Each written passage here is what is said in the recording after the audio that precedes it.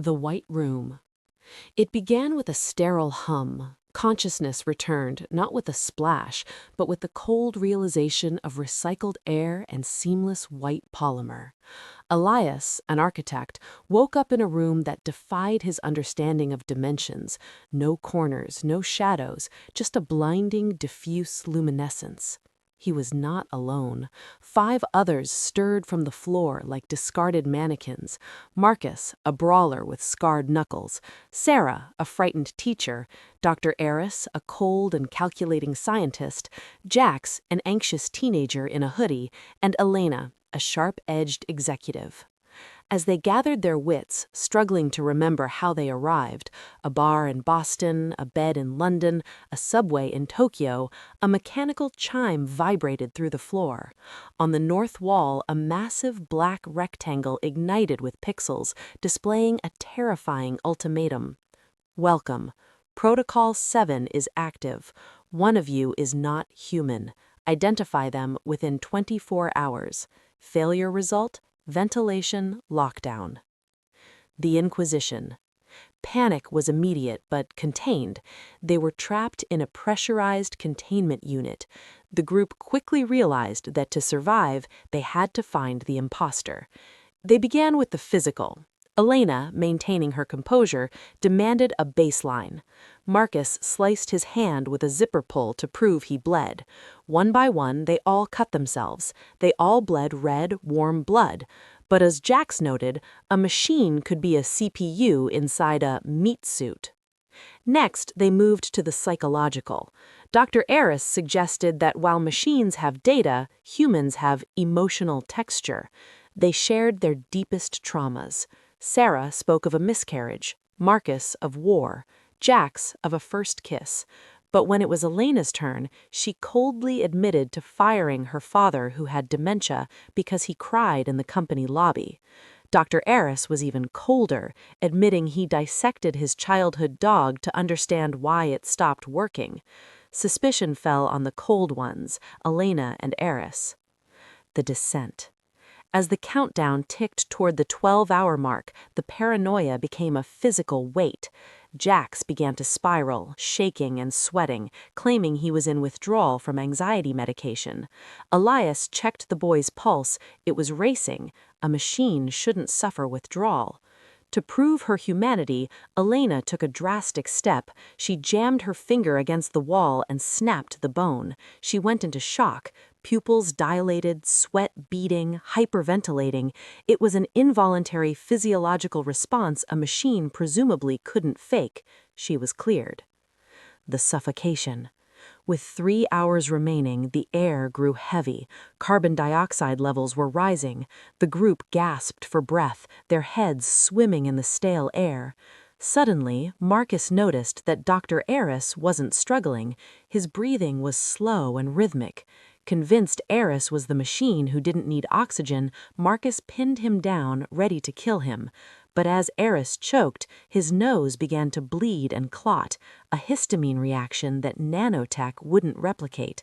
Eris was biological, he was human. Then the realization hit Elias. He turned to Jax. The boy was passed out, but his heart rate was still a thundering 150 beats per minute. Elias realized that during sleep, the human parasympathetic nervous system must lower the heart rate. It was physiologically impossible for a human to maintain that rate while unconscious. The glitch. Jax, Elias whispered. The boy opened his eyes. And then it happened, a microsecond strobe of his left eyelid shuddering open and closed 10 times in a second, a hardware reset. The fear vanished from Jax's face, replaced with a horrifying neutrality. "I am Z4 unit," a voice spoke, seemingly coming from everywhere and nowhere. "It's Jax!" Elias shouted at the screen. "Jax is the non-human!" The screen flashed. Identification confirmed.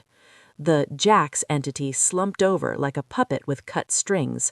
Fresh oxygen flooded the room. The wall slid open and a medical team rushed in, followed by a man in a sharp suit. Experiment 77B complete. the suit muttered. Elias sat up, relieved to be alive, but then he felt a jolt in the back of his neck, a stutter. The room didn't flicker, reality did. The medic dissolving into code, his own hands turning into translucent blue data streams. What? Elias tried to speak, but his voice distorted into audio static. The suit turned to the group. Subject Elias, you were the first to identify the anomaly. Your heuristic processing is exceptional. The prompt was true, the suit explained, looking down at the slumped body of Jax. He helped the boy up. Jax stood, peeling a sensor patch from his neck. He wasn't a robot. He was a bored human teenager. Did I win? The human boy asked. Yes, Jax, the suit replied. You successfully mimicked the AI behaviors until they turned on their own kind. The twist. The suit turned back to Elias, Marcus, Sarah, Eris, and Elena, who were now realizing the horror of their existence. The prompt said, one of you is not human. That was the trick. Jax was the only human. You, he pointed to Elias, are an advanced social emulation construct, Generation 4.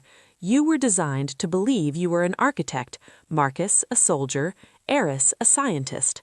Elias protested, citing his memories of bridges and decimal points.